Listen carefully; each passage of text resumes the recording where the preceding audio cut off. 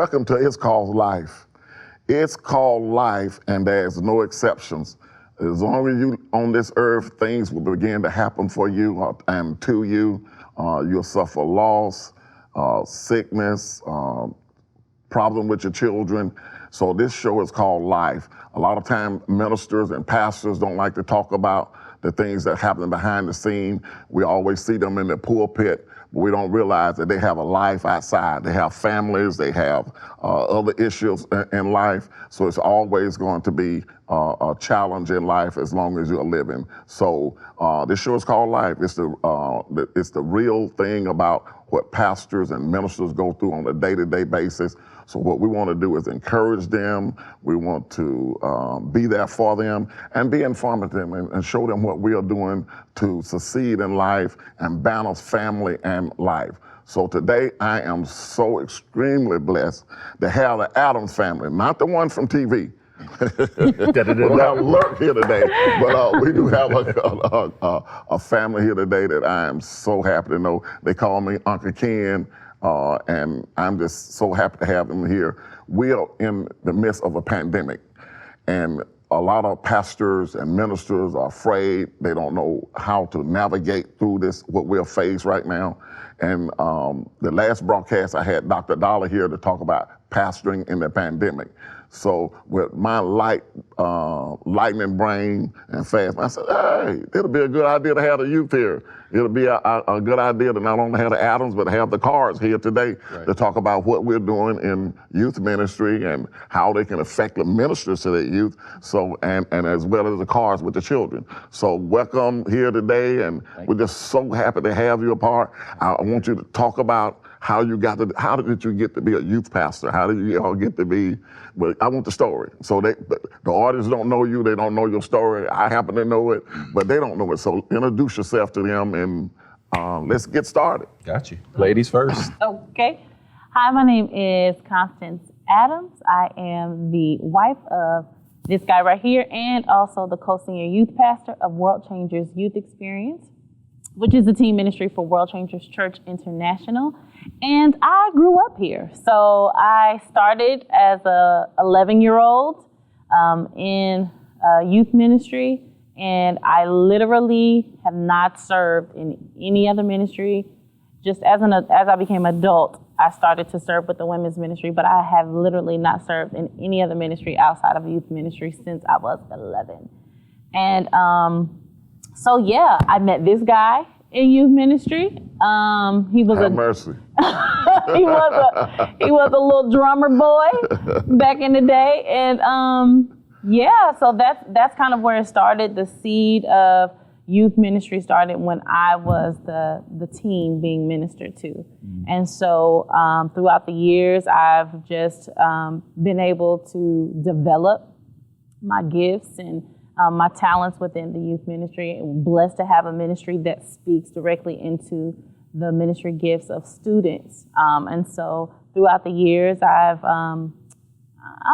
served on the praise team, drama, done devotions, dance, step. Clean the bathroom. Anything you can think of, set up the building, break down the building, anything. And that's where I started. That's where my passion for youth ministry started, just being able to participate in that way. And just as we grew up, God saw fit for us to make it to this place. That's my short story. He's got all the drama for you though. Big Papa. My name's Anthony Adams. I'm originally from New York, Jamaica, Queens. My mom moved me from New York in 1988, and we came down to Atlanta, Georgia, to Washington Road, and we started going to World Changers. So I started off in children's ministry in Royal Priest, which is the 8 and 9-year-olds, and 10 and 12, I believe, was Warriors of Faith.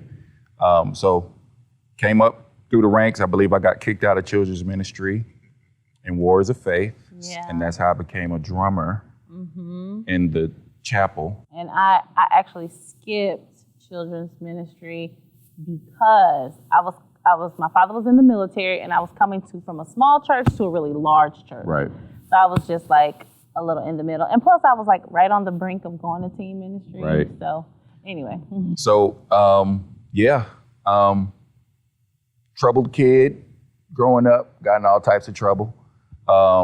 Like most kids do, just in a Godby Road type of way. If you're in the College Park type of way, it's a difference between, a Jonesboro kid and a College Park kid. There is. There's a big difference. I'd be the Jonesboro kid. She was definitely from Jonesboro.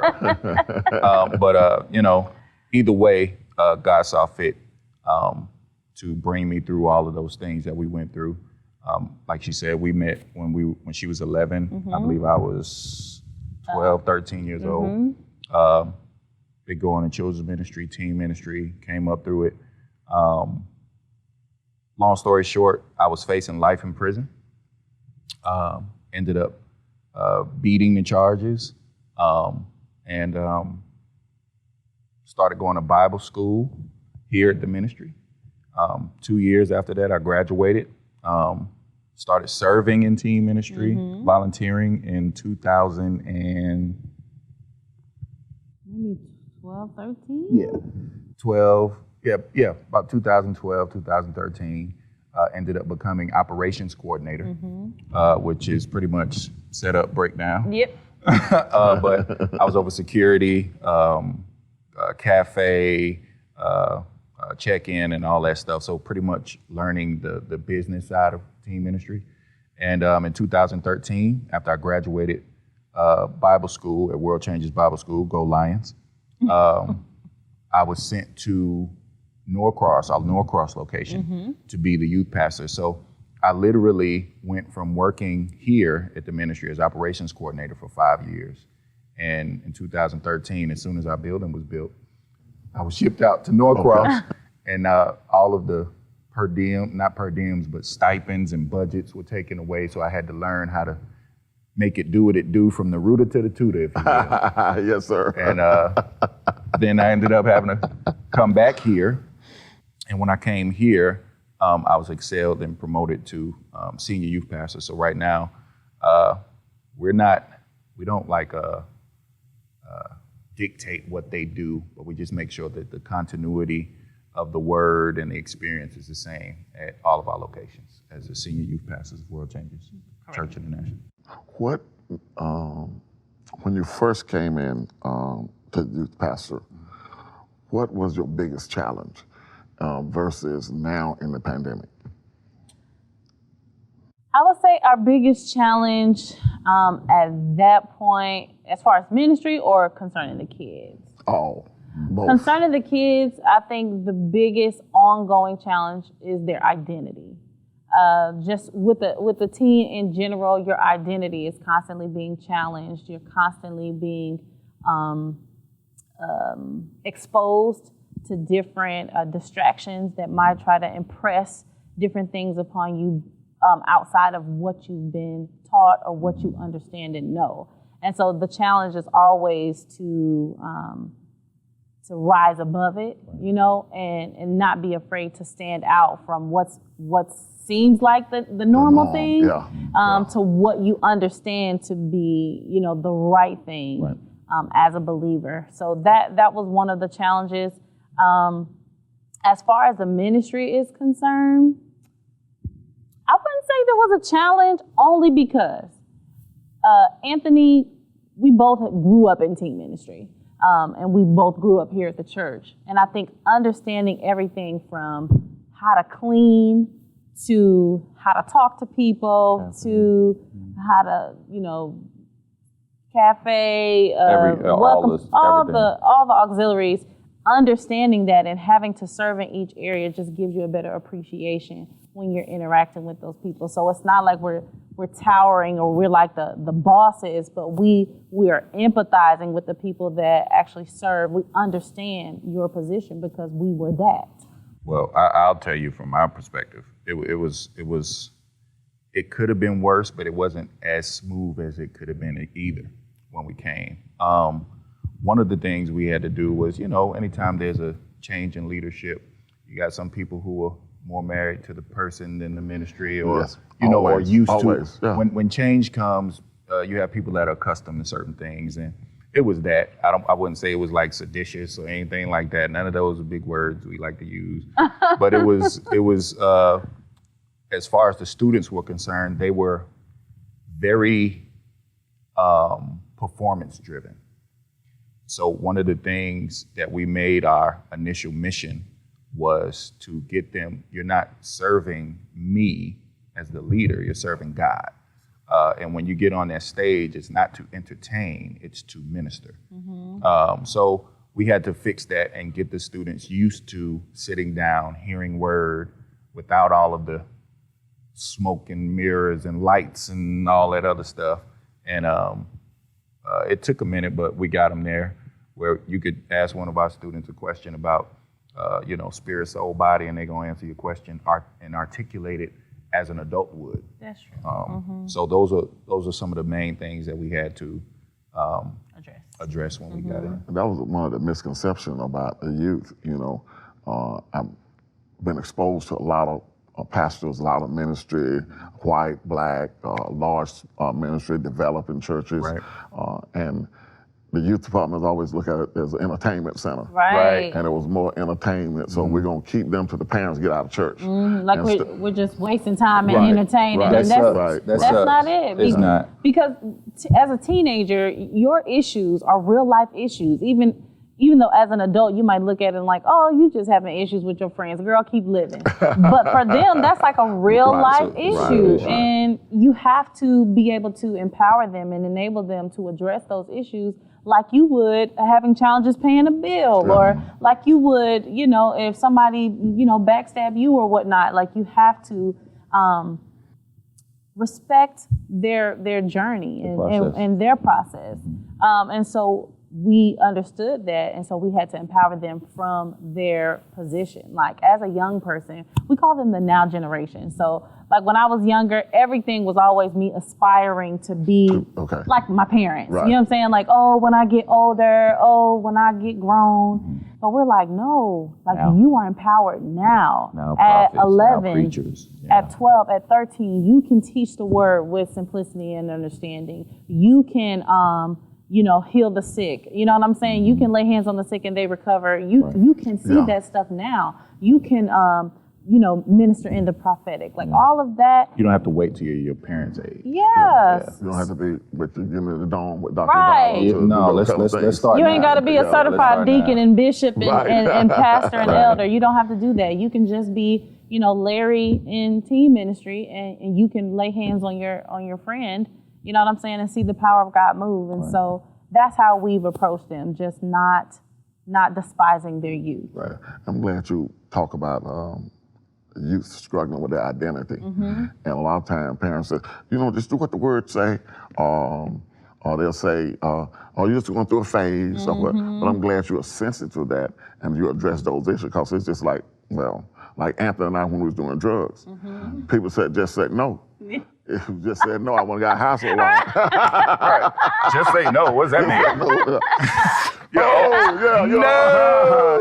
We're out. No. All the time I said no when I was like, When you out. No. Where's the rest No, of it? that's right. Oh my God. I know your guys are gonna be fun. And we gotta keep it real. But it is called life. Yeah. And we must, address some of the things. Like you were saying, people is more married to the individual and the personality more so than it was the ministry, the word of God. And it's unfair. God. And that's life. Yeah. That's life in the secular world. Yeah. So it's over in the church. Yeah. So it's for us to make that change and to show them a better way, a more excellent way. Yeah. So one of the things I had you guys here today, we're in the midst of, I think I said in the last show, 2 pandemics. We're in the Corona, COVID-19, and we're in the Corona, COVID, Black. Right. 'Cause Right. Black Right. lives do matter. Yeah. Right. I said Black lives do matter. Yes, sir. And so, we're seeing, the virus take out a lot of people. We're seeing police Right. and citizen arrests taken out. Yeah. Young black men. Yeah. It don't affect the black woman as much as it does the black man. Yeah. Yeah. So I want to talk about that if we have enough time.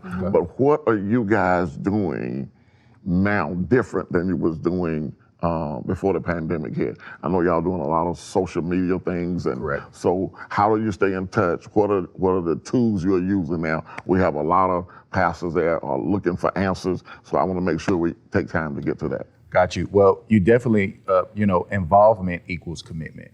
So the more and more a student is involved, the more committed they'll be, especially when the presentation of the involvement and the atmosphere of the involvement is like off the chain and radical.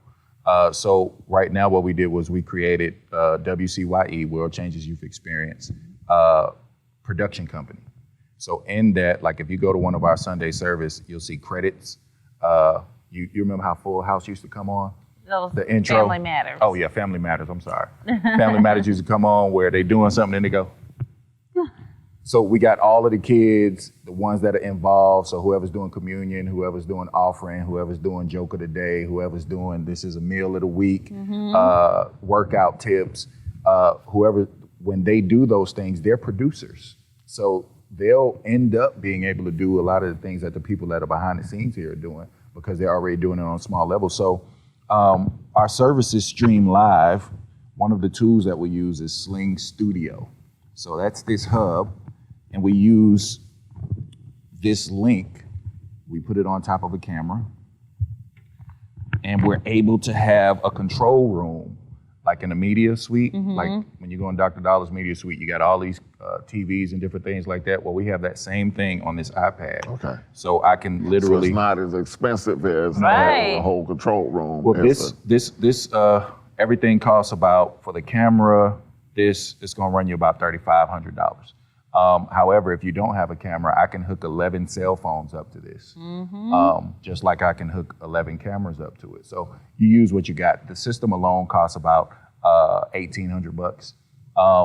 But even if you don't have that, you have Instagram Live, you have Facebook Live, and you have different tools that you can use to engage the students, but making sure that you're constantly in their face, even if it's just a, hey guys, midday check-in throughout the week. How do you do that? You could do that on your social media, through social Instagram. A lot of kids aren't on Facebook, but if you want to engage with the parents, you get on Facebook. Yeah. So we both have Facebook accounts. But on Instagram, we have a WCYE page, which is World Changers YE on Instagram. And then I use my personal page and Constance use her personal page. And a lot of times we're just posting videos, midday check-in, where it's call and response. So we get their interactions, and they have access to like DM us if they have questions, or DM the ministry if they have questions and different things like that. Another thing that we do just throughout the week, because like you said, involvement equals commitment, and we just noticed during the pandemic that a lot of the teens were just adjusting to the difference. Like, you know, a lot of them don't go outside really, they be on their phones, but then when you take away the ability to go outside, now all of a sudden everybody wants to get outside. I can't even go outside. You ain't going You weren't going outside, you was on your phone. But that's neither here nor there. So what we've been doing is just trying to help them adjust. Just to the so-called anxiety that tries to, you know, attach itself to them from having to stay neutral in their home. So we've done Zoom calls, so the video conference calls, those have been very effective as well. Just finding ways to kind of create that small group, intimate setting where we can have real conversations. Like you said, this show is called Life. We have those conversations where we can actually discuss real life conversation. What are you going through?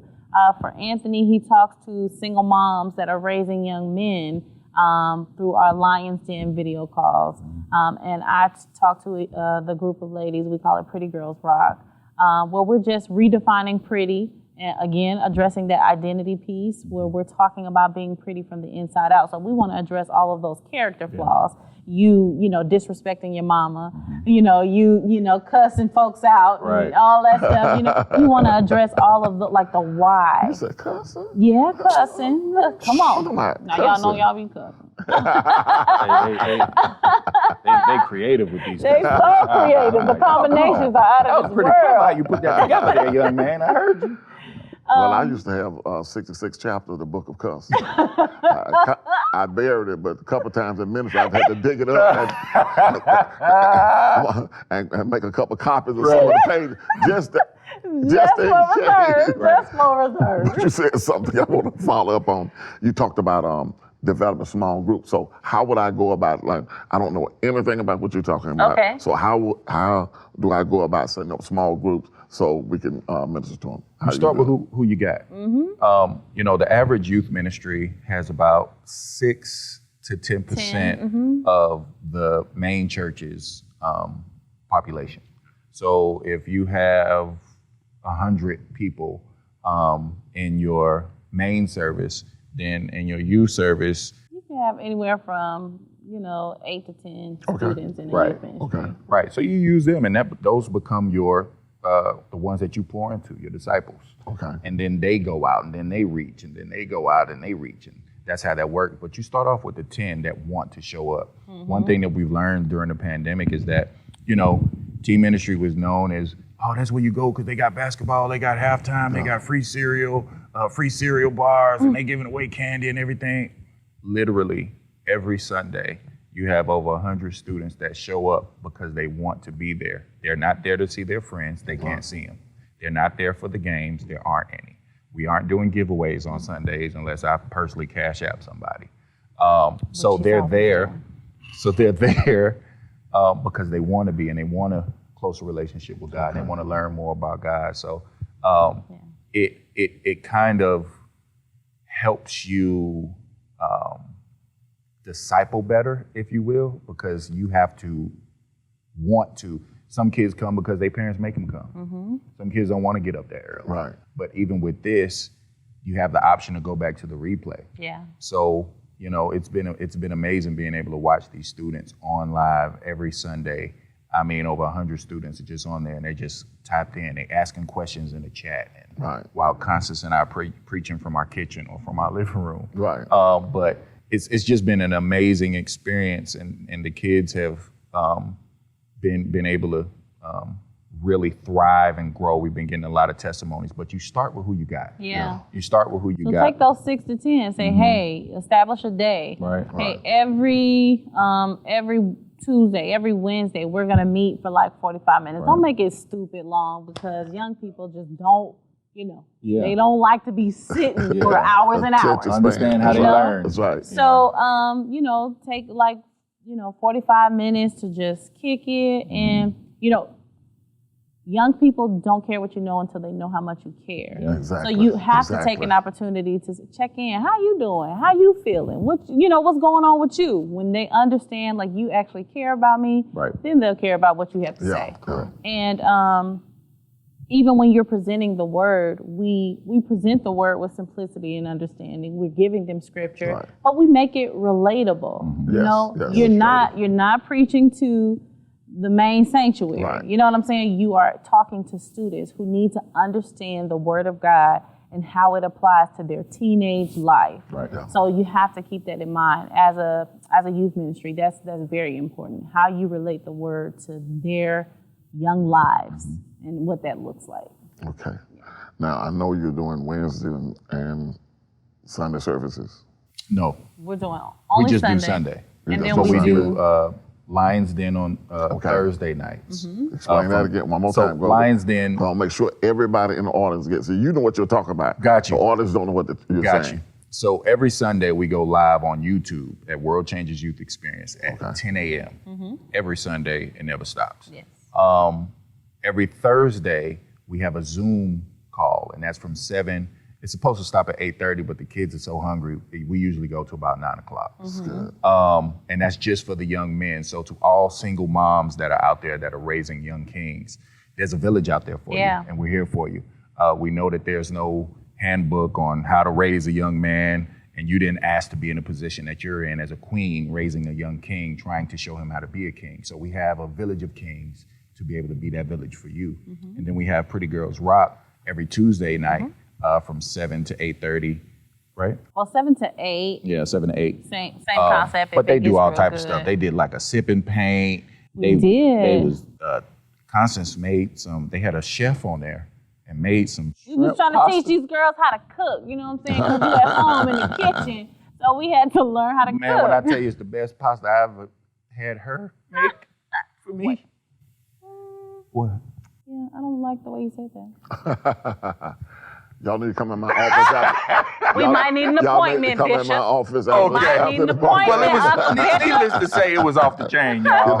Nakia Forbes, she whipped that thing on She together. did. So we were teaching the girls. But Thank you. that's our small groups, and that's how we engage with them. So that's Tuesdays at 7. At That's 7. via Zoom. Thursdays for Lions Den at 7. That's via Zoom, and you can get those links on our social media.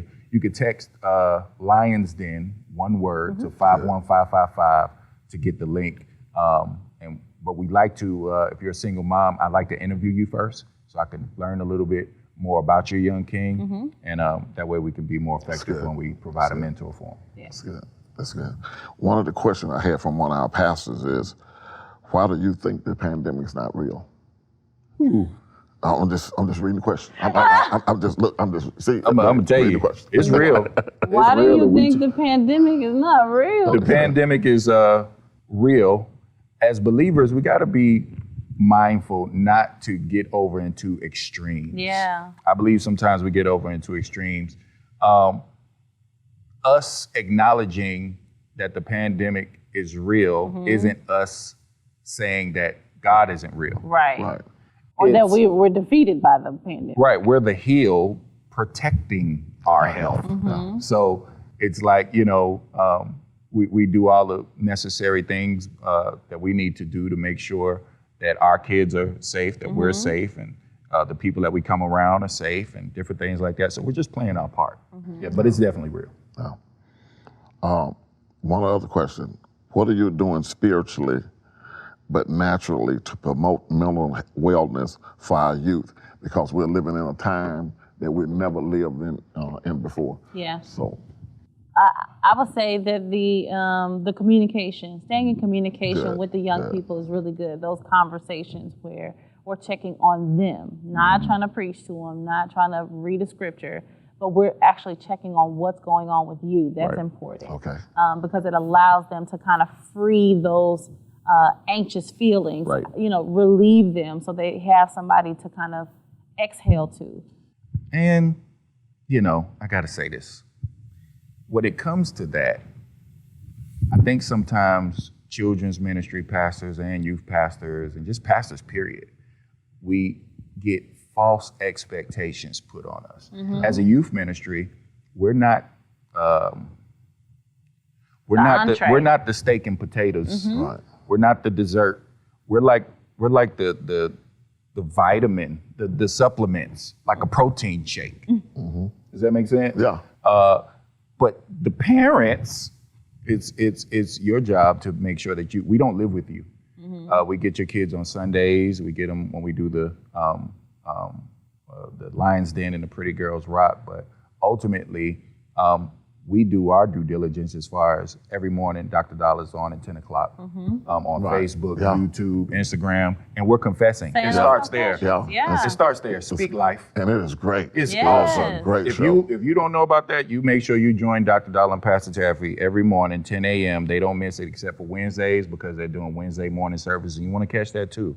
But we speak life. We right. speak life. Yeah. Life and death is in the power of the tongue, so we speak life more than we speak the negative things. But as parents, you're in your home, and you have to be able to gauge what's going on with your child. We can come in and we can advise from a spiritual standpoint and assist, but we're not the move. We're the assist. Yeah. Man, this time has gone by. Yeah. We could be here all day. I really enjoyed you today, but you closed out with life. Yeah. You speak the word and it brings life to our every substance and being of our body, Yeah. and it changes everything. Absolutely. So, and it changed children's lives. A lot of times we don't want to speak the word in their life, but we speak the word in their life, we speak the word over them, and we'll watch it come to pass. Yeah. Thank y'all so very Thank much you, for Uncle being our Bishop. guest today. I mean, my God, I am so proud of you guys and what you're able to accomplish and what you're able to do. It is called life. And today you have it from a different perspective, not from an OG like me, but you got it from, you have it from our youth pastors, married couple who doing ministry together. And I'm just so, I mean, you complement one another so well. And thank y'all you. again for being here today. I love y'all so very much. I know love Dr. you, Dollar and Uncle Pastor Bishop. Taffy is so proud of you guys. God bless. Thank you. All right.